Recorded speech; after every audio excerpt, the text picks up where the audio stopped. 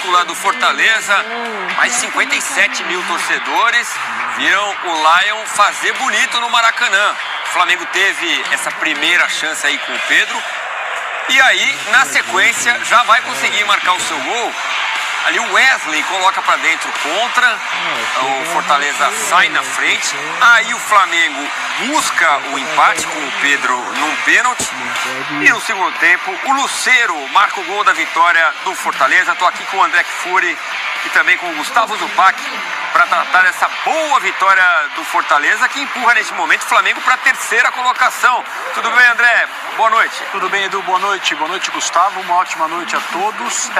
Mais um resultado expressivo, né, do time do Fortaleza, dessa vez fora de casa. Eu lembro que há algumas rodadas o Fortaleza goleou o Palmeiras no seu estádio, jogando em casa no Castelão, e agora saindo para enfrentar o Flamengo no Maracanã, faz uma partida inteligente, competitiva e merece o resultado pelo que o segundo tempo mostrou. O Tite fez o que pôde com relação a o que ele tinha à disposição para colocar em campo. O Gabriel entrou, fez um gol corretamente anulado por impedimento, mas a checagem demorou, seria o gol do empate. O Flamengo teve uma ou outra chance também nos minutos finais, mas a vitória do Fortaleza é uma vitória importante, merecida e que mexe com o campeonato, porque momentaneamente tira o Flamengo das primeiras posições. Já a gente vai falar também do Palmeiras, que venceu o Atlético Goianiense e assumiu a liderança do Brasileirão. E vamos falar com o Leonardo Gaciba também. Foi pênalti ou não foi no Pedro?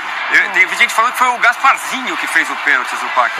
Edu, boa noite André, boa noite ao Fã de Esportes. Vamos falar sobre o pênalti. Já de antemão dou um spoiler para o Fã de Esportes, que entre eu e André já existe uma discordância em relação ao pênalti. Então o Gaciba vai ser um voto de Minerva, para um lado ou para o outro. Também não sei, não falei com o Gaciba antes do programa, não sei o que ele vai nos dizer. Eu já falei com ele. Não, eu não quero saber.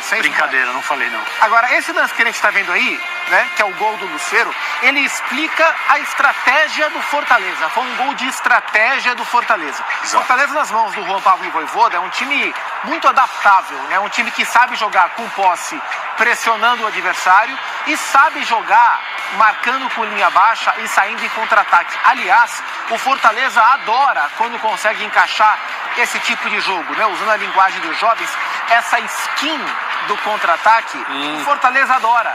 E tem jogadores talhados para isso, né? Hoje o Vojvoda escalou como pontas Breno Lopes na esquerda e Iago Pikachu na direita. E são jogadores que, quando o Fortaleza se propõe a marcar baixo, a hora que recupera a bola, eles são muito perigosos no contra-ataque.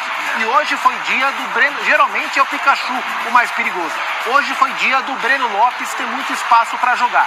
Foi com o Breno Lopes nas costas do Wesley que o Fortaleza escolheu para contra-atacar o Flamengo. No primeiro tempo já havia encaixado bons contra-ataques, mas curioso, né? O primeiro tempo terminou 1-1.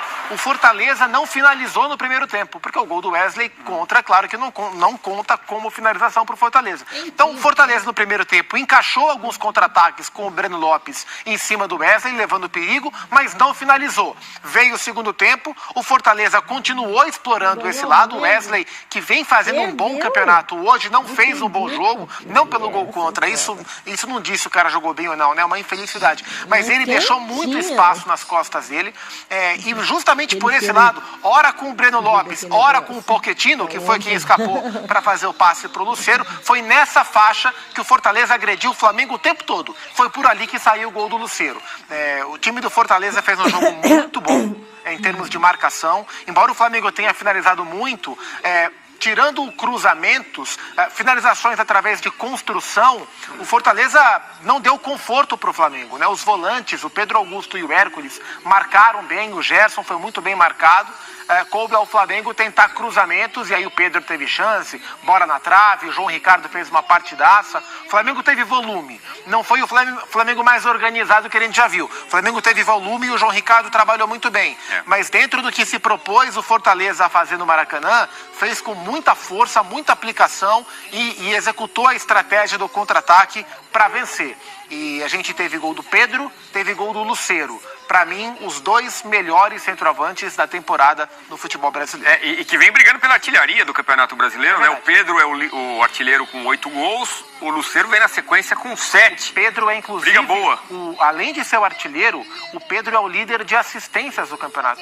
São 8 gols e 5 assistências, isso mostra o repertório do Pedro como jogador de futebol. E a gente viu o gol anulado do Gabigol. O Gabigol foi a loucura, né? Comemorando a sua redenção. Parecia o gol que salvaria o Flamengo da derrota. Boa parte do Maracanã também comemorando, ver aquela imagem do Gabigol voltando a marcar. Ele que fez o seu 6º jogo. Se fizer 7, não pode mais jogar o Campeonato Brasileiro por outra equipe. Agora, futebol é muito doido, né, André? A gente... No final do primeiro tempo, teve aquela bola no travessão do Flamengo, do Pedro.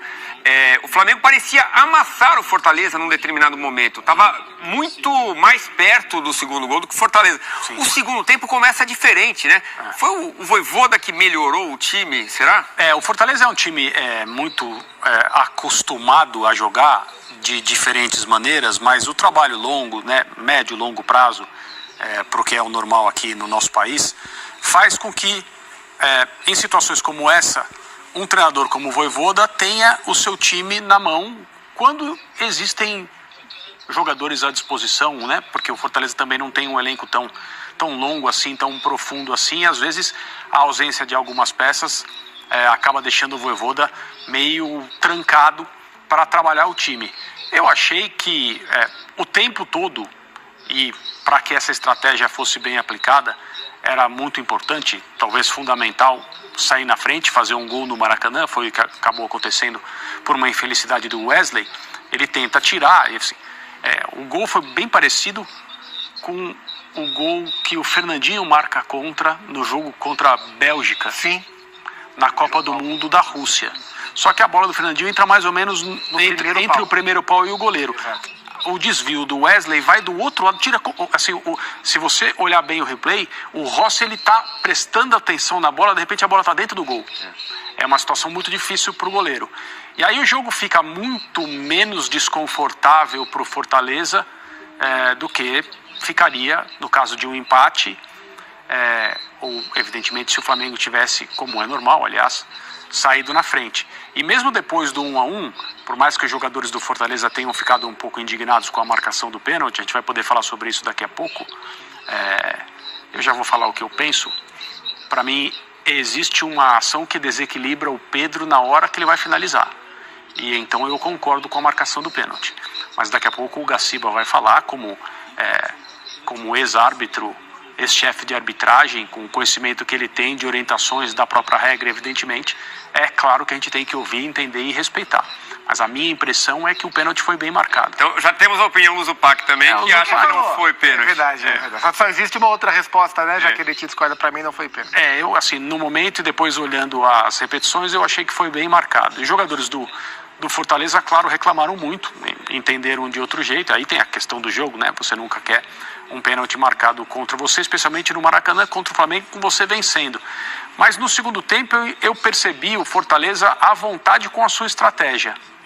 E o gol sai como produto dessa estratégia, e como não saiu tão perto do final do jogo, a partida ficou daquele jeito bem claro, né? Ou sairia um gol na pressão do Flamengo, porque não havia outra alternativa para o Flamengo além de colocar atacantes, o Gabigol entrou, etc. E o Gabigol melhorou o Flamengo, ele não jogou tanto tempo assim, mas depois de muito tempo a gente viu uma entrada do Gabriel melhorar o Flamengo. Essa controvérsia toda a respeito da permanência dele, vai agora embora, vai no fim do contrato, hoje ele entrou e assim... Na hora do gol, ele comemora de uma maneira muito efusiva, de costas programado, sem perceber o que estava acontecendo, já com a marcação no campo do impedimento, e depois a checagem até foi um pouco longa demais, outra vez, mas tirou o picolé da mão dele. E ou o Flamengo marcaria o empate na pressão, ou o Fortaleza faria o terceiro gol de novo no contra-ataque, porque a defesa do Flamengo ficou exposta como... não deixaria de ficar. E o Fortaleza teve a oportunidade.